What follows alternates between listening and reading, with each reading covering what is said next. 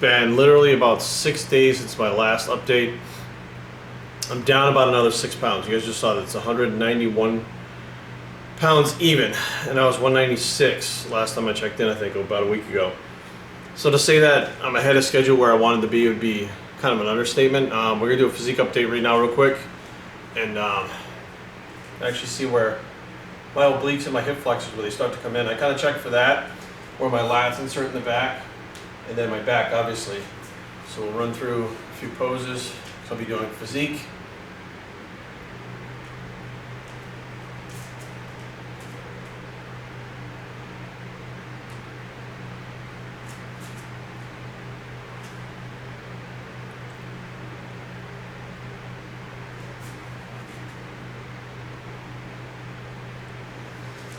So basically, I'm almost where I need to be condition-wise. I'm flat. I'm definitely very flat. I can feel everything just flattening out. Now, a lot of people are going to be like, Jerry, how the fuck did you do this? Now, this is not the first time I've done this shit. I remember losing 6 pounds in a day one time. Obviously, it wasn't all body fat, but I mean, I can lose weight fairly fast. But it seems to be like, you know, the older I get, it's not slowing down. There's a lot of people like, you know, the older you get, the harder it is to get in shape, the harder it is to stay in shape, etc., etc. That doesn't seem to be the case. And part of that is the reason that I stay so close to contest shape beforehand, which I try to tell people over and over again. Don't gain 40 pounds off the show. Don't gain 30 pounds off to the show. Stay within your, you know, your weight range of 10 to 12 pounds, maybe 15 tops. And you're going to look tight all year round. You're still going to make good gains if you're trying to gain. And then when you need to drop down, you only take 2 or 3 weeks and you can drop down enough to where you can be photo shoot ready, or you know, 4 weeks ready for a show. I mean, plain and simple. So I'm just looking forward to actually, you know, I can see like my skin starts to thin out like in areas pretty much everywhere really quick at this point. And I think I'm going to go over some things right now. There is something that I've been doing a little bit different, and I had the discussion with a couple people, and I've been doing this with certain clients, and it's been working really well. Now, there hasn't been really any studies applying this long term, what I'm doing, but the studies in the short term when they do blood work have shown if you train a certain way, growth hormone levels are through the fucking roof. So basically, what I've been trying to do is, again, maximizing hormones during the workout, before the workout, after the workout, etc., etc. Manipulating your natural hormonal system through food and exercise to get faster results, and not just doing a calorie in, calorie out. That's not what it's about. I can't stress that shit enough over and over again. And for a natural athlete, this is really, I feel in my personal heart of hearts, an optimal way to train as opposed to some of the other bullshit that's out there. Caloric restriction, you know, eating whatever you want, fucking all this bullshit that's out there. I'm still eating Nutrition Solutions. I'm still having my pancakes. I'm still eating whatever they make for me. I don't even know what's coming week to week, but I'm still eating that. So technically I'm still doing IFYM, but I'm not jamming Pop-Tarts and a bunch of junk in my fucking body. And no one is going to argue with the fact that I'm changing faster than the people that do that. I don't need 12 weeks. I don't need 10 weeks. I don't need fucking 8 weeks. 3 weeks. I mean, 1 week I dropped 6 fucking pounds. Now, how did I do that? We're going to go over that. I'm going to use the marker board. We'll go over that shit today. I don't want these vlogs just to be like someone fucking following me around with the camera going, oh, Jerry, let's show me how you fucking train. Let's catch a workout, you know, stuff like that. Like, that's fucking boring. By the time this is done, I want you guys to question, okay? Is there a fucking better way? Is there a better way than what I'm doing? Is there a better way than what people tell me to do? Is there a fucking better, more efficient way? This has been about 5 years now that I've been on YouTube, and I know now, compared to then when I started, people have really changed their tune. They've really changed their tune, especially when I came out with the branched chain amino acid video. That BCAA video, I had people that are, you know, pretty well known in the industry going, holy fuck, I never even thought about that. It never even dawned on me. And I can't tell you how many fucking people come up to me at expos, send me emails and say stuff like, Jerry, I cut the BCAAs out and I got leaner so much fucking faster. And in the past, I didn't use them and I was getting lean fast, and I couldn't figure out why the fuck it wasn't happening now. I was blaming it on my age, I was blaming it on fucking stress, cortisol levels, I blaming it on everything other than the one thing that it could actually be. So the goal of these vlogs, videos, whatever the fuck you want to call them, is to keep myself accountable on this program for 4 weeks while I'm doing it, get to the show, show you guys once again that there is a more efficient way, in my opinion, a faster way, in everyone's opinion. You can't deny that. But the bottom line is, it doesn't have to take a long time. You do not have to fucking listen to what other people are saying out there. You can blaze your own fucking trail, because there's a lot more going on in your body than just eating a calorie and getting a calorie up. I mean, period. Plain and simple. I don't give a fuck what anybody says. I'll say it till the fucking cows come home, till the fucking moon rises. I really don't give a fuck. There's so much more to, you know, and of course I have other videos that are going up that hopefully by this you've seen, the amino acid pool one, you know, the Krebs cycle one, the, you know, the ones that people should know that don't know and are giving advice on the body and how to change it, but they don't even fucking know. So this is what happens when you apply actual knowledge to a physique. And most of my clients who, you know, are online, in person, whatever, can attest to that. So let's have meal number one, and then we're gonna grab the marker board and get to work on this shit and explain a little bit of this to you. Okay, guys, we get the marker board out now, which I think actually helps me kind of get my point across a little bit more. And the one thing I've noticed in this prep, like years in the past, is you start to feel like shit and get tired.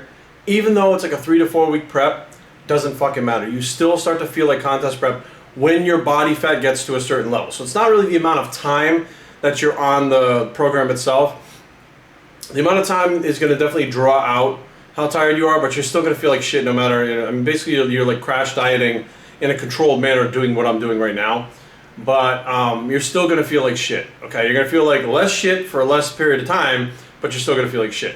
Okay, so the first thing that I want to kind of cover with the Shredded in 30 is the training, okay? Okay, now I train obviously a different way than a lot of people do. And I definitely train with compound movements. Okay, it doesn't matter if they're machines or not. Isolations, as well as stretch position. Okay, so what that means is compound movements. So bench press, isolations would be a cable crossover. And a stretch position for me would be a dip. I can't actually get under flies anymore because of the problem I'm having with the tendinitis of my bicep. So there's 3 different things that I use during that workout. Okay, now a lot of them are compound movements that hit more than one muscle group at a time. So per week, okay, my muscle groups will be being hit 2 to 3 times, sometimes 4 times per week, depending on what I'm doing. Because there's certain days that I'm training body parts where the stabilizing muscles on the negative of the movement are other large muscles that contract and actually take the negative. And we do know that the negative is actually the most damaging part of the exercise itself. So the growth hormone is really high. I'm not in the gym very long. I try to make sure that the cortisol levels stay down by not training too long, not doing too much cardio, etc., etc. But you know, you have to get in the gym. You have to fucking have things arranged the right way. You have to do things in a certain order and not just push, pull, legs, push, pull, legs. It's all I fucking hear. Well, why the fuck do you guys change so fucking slowly with push, pull, legs? Why are your gains of strength so slow? Why are your gains in muscle so slow? Because it's not fucking optimal. It drives me fucking nuts, and I know it's a big fad. It's powerlifting is a big fad right now. Push, pull, legs is a big fucking fad. That doesn't make it optimal, okay? That doesn't mean you get the fucking best results. That doesn't make it optimal. It means that you're doing something. You're doing something that everyone else is doing, and you can expect to get the same results that everyone else is, which I don't want that. I want faster results. Now, diet. Here's something a little bit different, okay? So what I try to explain to people is, if you're eating the same foods all the time, it's very easily controllable. So I haven't counted a single fucking macro. So Jerry, if you're not counting macros, how are you fucking getting leaner? I'm cutting carbs, okay, but I'm not counting macros. So Jerry, how the fuck are you cutting carbs? So let's say this is the little container that the food comes in, right? And this portion of it is carbs. This is all rice down here. What I do is I cut it down to this much. I've now cut my carbs. I didn't have to count what this fucking was. The meals come the same every fucking week. So it's so much easier just to do this, eat my protein, eat my vegetables, cut my carbs down to that by just eyeballing it, because I'm already cutting out about fucking a seventh of my, or 7/10 of my fucking carbohydrates. Next thing you know, I'm cutting carbs and I'm getting leaner. Now, another thing. Some people that if you don't want to do this, you can actually buy, okay, there's sweet potatoes, okay? So then one day you could buy, so you try to buy sweet potatoes all one size, all one size, all one size. So one day you eat all this size. The next day you eat all that size. The next day you eat all that size. You are effectively carb cycling without counting your fucking macros. It doesn't have to be that hard. This is what Sean Ray and those guys used to fucking do. Instead of eating a whole potato, they ate a half a potato. Done. That was their carb cycling. I mean, it doesn't have to be super fucking... I mean, personally, I feel if you're starting out, you're going to have to count this shit to know what the fuck you're doing. But if you're advanced, you can do this shit. I mean, I'm doing it right now again. You know, like, this is not the first time I've done this. I haven't really counted a macro in about a year. I threw them in MyFitnessPal maybe a month ago just to see where they were at, but, you know, it is what it is, guys. It doesn't have to be as complicated as that you make it out to be, or some of these other people, so just be aware, guys. Cutting carbs is not that. Macros, protein, fats, it's a little bit harder, but carbs don't have to be that hard, especially when you're adapted to a diet that you're doing over and over again like I am. I eat the same fucking amount of carbs and food every goddamn day. Not really that hard. If you're one of those people who does IFYM and you're on all these random foods all the fucking time, you better count. You know what I mean? Because you don't know how much you're taking in. So, carb cycling.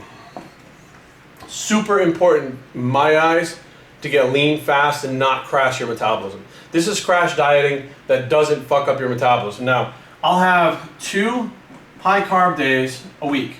The rest of them are low days. Now, depending on how I feel depleted wise, that's how I know when to put them in. But what bothers me when people do carb cycling is these fuckers are like 160 pounds and they're eating 600, tomorrow I get a high day, 600 grams.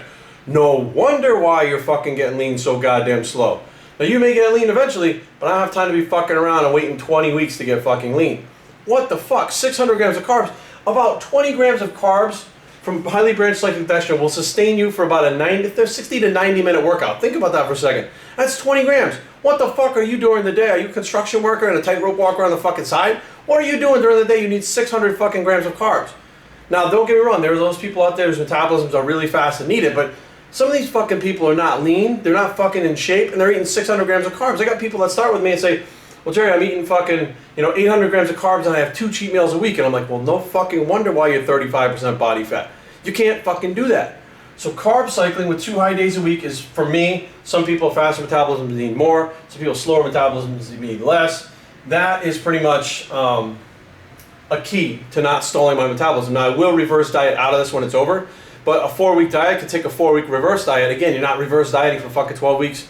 Like, you're not taking up the rest of your summer reverse dieting trying not to get fat. And you will stay lean. Now, the final portion, cardio. Okay. Man, I can't ready for shit with this. Cardio. I tell people it over and over again. Even if you're not competing, you should still do cardio. Anybody that's ever done cardio before that hasn't done it and starts doing it knows as soon as you start, you don't see the results right away. It takes like a week or two for your body to kind of kick in. Your body has to adapt to the cardio. It has to adapt to how to use the new amount of oxygen that it's getting consistently, as well as accessing stored body fat. It's learning to be more aerobic than it was before you started it. If you're doing cardio already, year round, just 3 days a week or something like that, 10, 15 minutes, and you're getting your heart rate up and your body's using more oxygen, when you jump into something that's a lot heavier, like I went from doing 10 minutes 4 times a week to 45 minutes a day. And I saw the results right away. There wasn't even like a fucking lag time. Why? Because my body was already adapted to using the oxygen. The body adapts to everything. It's constantly in adaptation. And it's already adapted and using oxygen in a different way than the average person who's not doing cardio. So when you start to crank it up like this, your body just continues to adapt. It doesn't go, it's kind of like a shock. It's like when you first start training and you go in the gym and you're sore as fuck. Then I have people come back to me like a month later and go, hey, I'm not that sore anymore. Your body's adapted. It can deal with that stress. It even deals with the fact that the way that your body produces energy has less lactic acid in it, less burn, it leaves less hydroxyproline in the muscle that makes it sore. Like your body's adapting, your joints, your tendons, your muscle, everything is adapting within that 4-week time frame. Well, it takes about 4 weeks for the same shit with that cardio if you're not doing that. Well, if you only want to diet for 4 weeks, do this in the off season. Or do this when you're not competing, or whatever the fuck you call it, my not competing fucking time, or whatever it is. This is good for your heart. This is good for you. You should be doing this. Everybody should be doing this. I'll be the first one to say that I have slacked off on this in the past years, big time. Like I've just not done cardio because I don't like cardio. But doing 10 minutes 4 days a week or 15 minutes 4 days a week has kept me not just healthy, but helps my heart be healthy, and then allows me to launch into this prep with this 45 minutes a day very easily. And here I am. It's going to be 3 weeks this week, right? 2 weeks, 3 weeks. We're coming into the 3rd week now of this this diet. So I jumped right into it. The third week now, in 3 weeks, I went from 204, where was I starting about 204, 203, down to 191. My metabolism is fucking cranking, and I'm now eating more food now than I was when I started. So I'm not reducing calories, I'm actually adding calories in now because my metabolism is speeding up. And that's another thing too. Let's run through that real quick. I want to kind of touch on this before we end this segment. I'm hoping that this marker board, vlog-wise, is much more helpful than this fucking bullshit of watching me work out in the gym. Because who needs to see how to do a fucking another bench press? Who gives a fuck, right? So now, if you started on, let's say, just throw a number out there, 1,200 calories because you're crash dieting, right? Now, the people out there that do the 20-week diets, etc., they keep reducing these calories. They keep cutting them and cutting them to 1,000, to 800, 500, whatever the fuck they do, right? So I think I was eating probably, when I punched them into my fitness pal, I was eating about 1,800 calories, okay? Just to see where they were at. 1,800 calories is what I was eating. Now, towards the end of the diet, if I punched them in, honestly, with the amount of food, I bring the carbs back up, I'm probably eating about 2,200 to 2,500 calories at the end of the diet. I'm raising the calories and not raising the cardio. Well, Jared, how the fuck is that possible? Metabolism increase. Your metabolism is increasing. Now, the faster your metabolism gets, so let's say you're eating, we're just gonna throw a number out there, carb-wise, you're eating 80 grams of carbs, right? On your low days to try to get your body to access body fat. As your metabolism gets faster, you're gonna burn through these 80 faster, right? So what is it gonna do? It's gonna go after body fat, but if you're pushing at an accelerated rate, body fat's not enough. It can't break it down fast enough, so it taps into muscle. So what you're trying to do is make sure that your body's not tapping into muscle to make up for the lack of carbohydrates. So now when you're starting to get lean enough, you need to stay ahead of the curve, because if you wait too long, you're fucked. You're just gonna flatten out and you're gonna be done. So now what happens is you raise this to like 120 grams, because your body's burning at a fast rate to maintain the muscle mass and not lose the muscle mass. This is why people lose muscle mass while they're dieting. And all of a sudden you notice you're still getting leaner. Fuck, I'm still getting leaner, I'm still getting leaner. Okay, good, let me go up to 150 grams. I'm still getting leaner. I'm still getting leaner. So wait a minute, you're getting leaner, you're maintaining your muscle mass, if not increasing your muscle mass, and you're eating more food as the diet goes along. At the end of the diet, you're eating more calories than when you started. That is a successful diet. And it's only been a 4-week fucking diet that people call a crash diet. I have successfully done a 4-week crash diet, and not only not crashed my metabolism, but sped it up in the end. It frustrates the shit out of me, because this is what I've done every fucking contest prep for like the last 15 years, which everyone else tells me it's fucking, there's no way, there's no way, there's no way. Now, don't get me wrong, you have to reverse diet out all this shit to make sure that you don't get fat. But the bottom line is you're eating more calories at the end because you're fucking lean, your metabolism is faster. You're not just cutting calories, increasing cardio, cutting calories, increasing cardio. Carb cycling has a lot to do with this. Doing it the right way, training the right way, hormonal manipulation, all that stuff has to do with this shit to get you to where you want to be, guys. So be aware. Hopefully this shit makes a lot more sense when I'm writing it on this marker board and shit, and you guys understand this and it's going to help you guys. But, you know, at the end of this, maybe I will actually kind of put together, I would have to sit down and figure out what I was taking in macro-wise now so to see the differences. But you guys get kind of what I'm saying. So hopefully you guys can apply this to your training and stuff, and it can help you guys out. So we'll see where we're at. This is literally a week from tomorrow would be the final week. So a week from that. So 2 weeks from tomorrow is the show, and I will definitely be in contest shape at least a week early. So it's supposed to be a 4-week diet. It's going to wind up being a 3-week diet where I'm in shape and then dieting up. I'm already starting dieting up. So 2 weeks into it, I'm dieting up towards the show. Staying lean year round, eating the right foods, training the right way, making sure you don't fuck your metabolism up. That's how it's done. BioCytraining@gmail.com. Leave comments down below, but don't fight. www.biostrength.com is a blog. It's the fucking shredded in 30 bicep, and we're out.